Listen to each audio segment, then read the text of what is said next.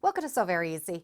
My name is Laura, and have you ever tried to sew long strips together like a jelly roll and have found that by the time you get to the end, your strips are kind of taking a little bit of a curve and they don't match up? They started the same length, but they don't end up the same length. Well, there is a reason for that, but there's also a few ways to prevent that. The roll that I'm going to use today is from Maywood Studios, and it's called Geleto. But what's different about this particular fabric is it's an ombre. And what that means is we have fabric that is in the same color family, but it changes the values. So I'm starting dark, I'm going light, and then it's going to go back to dark. As I sew those strips together, you're going to really notice that ombre. But let's start with our first two strips. We can clearly see that those are the same size. So in theory, when we match those up, we should be able to stitch all the way down and they should line up along the bottom. But our sewing machine has other ideas. And I'm going to go to the machine and show you what is happening and how to prevent it.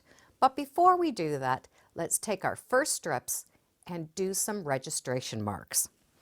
So lay them together and then take a marker and put a dot every once in a while on the top and have it match the bottom. Those marks are going to help us see how the machine is working as we are stitching.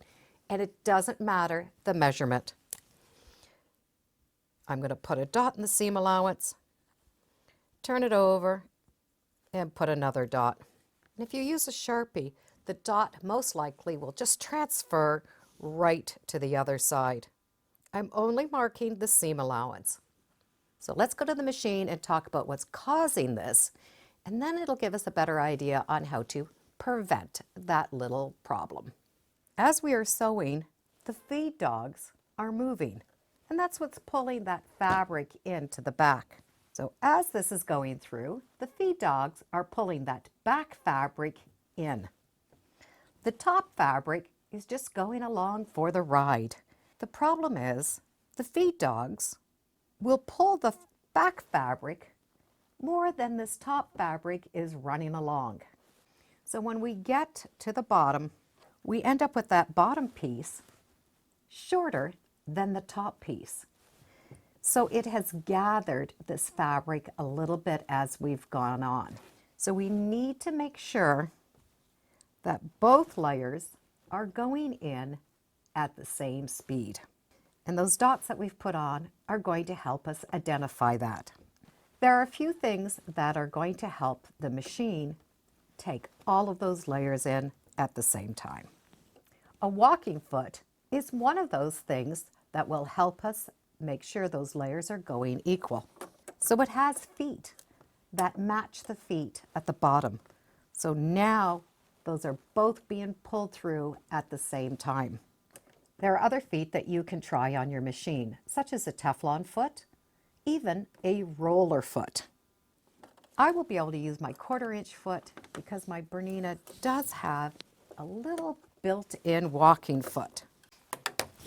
So on the back of my machine, I do just have this little foot that's built in, and it is called a dual feed. So when I click it, see it clicks into my foot. This will actually pull that top fabric at the same speed as those bottom feet are pulling in the fabric. So they are working together. So your machine might have something like this built in that you are going to be able to use. So those are the different feet that we can use. But there's a way that we can also hold our hands that will help us feed the fabric through. So I do want to start stitching so that my seams are together.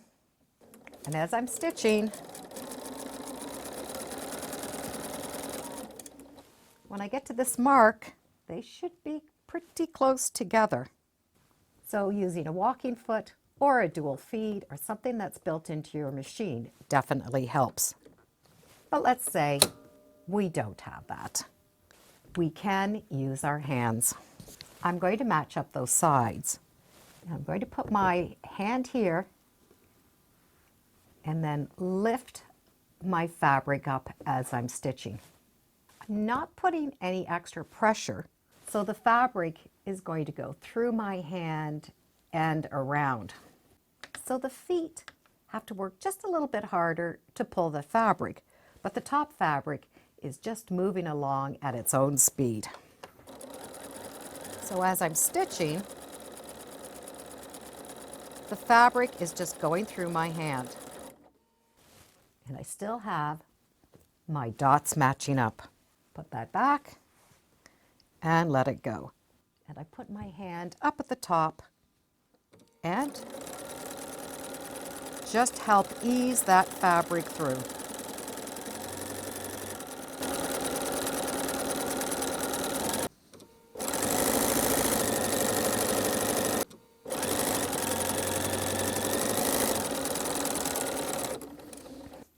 So I have both the starting and the ending at the same length.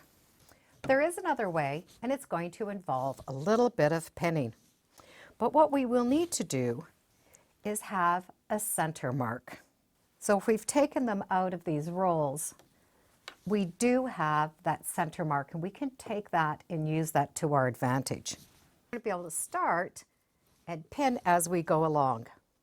Match up my edges and start stitching.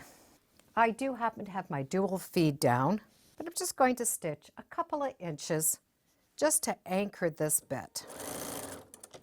Now stop, find your center mark, and pin. Take time and straighten this out. Make sure those edges are together. And I'm going to do that same sort of fold technique, but I'm holding it back here.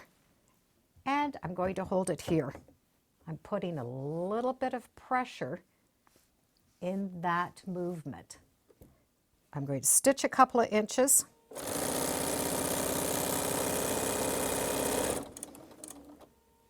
And move my hand. This pin is going to help this stay together. But that curve, once again, does help. And if you look, you will be able to see that this top fabric moves more than the bottom fabric. You can see just a little bit how that little bit of pressure moves that fabric. And stitch.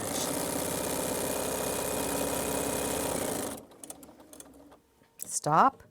I can see that that pin is here and I'm still straight. Do that same motion.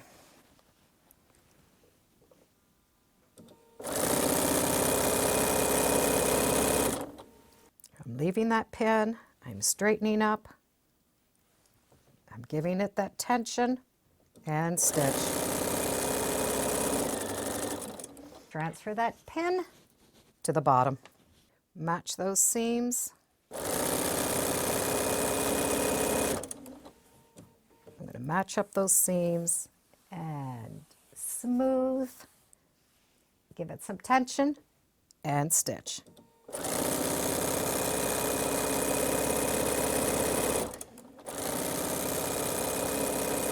When I come to the end, I do have that pin there, and it's in as much fabric as I can. I can take my 2 fingers and I'm going to give this a little bit of tension.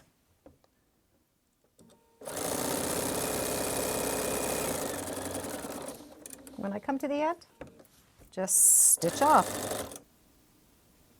Now we're going to need to press. If you have a square mat like this wool mat, you're going to be able to use that edge.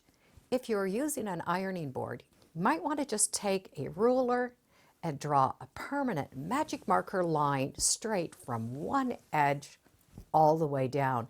That line you'll be able to use numerous times as you're squaring up blocks or making sure our strips are straight.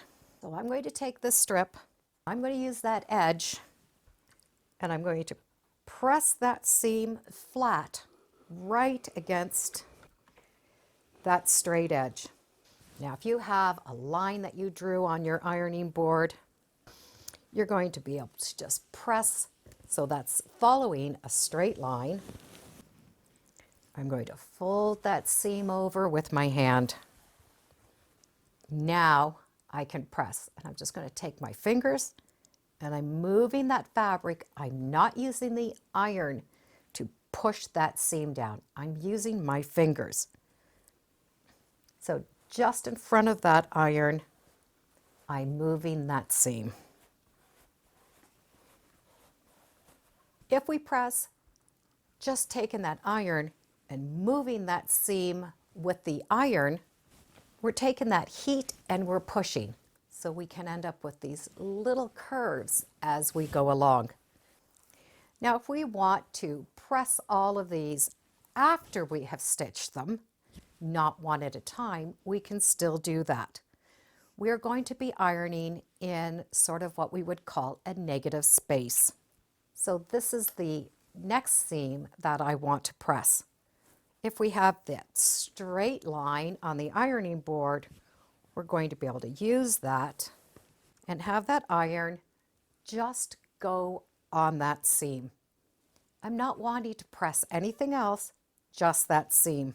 And I can take that, flip it over, and smooth that seam out with my hand. Now I can continue that hand smoothing as I'm pressing. So the iron is on top of the seams that have already been pressed. They're never on the seams that have not been pressed. If you're not using the line on the ironing board, you'll be able to use your edge and do it the same way. This works really good if you have a flat surface that you can do this with. So I'm going to work on one seam at a time. I'm straightening it up along an edge. So I'm going to be able to take that iron and press so there's nothing here. And I can take that, flip it over, just smooth it first before you iron it. So we have beautiful straight fabric and they match up. So this is 25 strips of fabric. They were all from the width of the fabric and they were all the same when I started. And they are now the same when I finished. When I do these, I do like to sew the first row going in one direction, the second row going in the other. So I'm going every other direction as I'm sewing those together. That also helps a little bit on keeping them straight. The little dots or the registration marks are a great way to start those strips. And it's going to give you a chance to learn what works best for your machine, the fabric, and the foot. Once you've done a couple of strips and you know exactly how to maneuver that, you will not need to mark every single one of those strips. But it is definitely a good way of becoming one with your machine. Now that the strip of fabric is done, I do have a project coming up in a couple of weeks where I'm going to take this and put it with a little bit more fabric, and I am going to make 2 quilts from this one strip set. I do hope you come back in a couple of weeks and join along.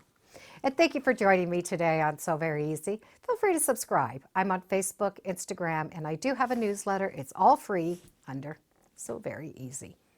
And be sure to make every day a Sewtacular day. Bye for now.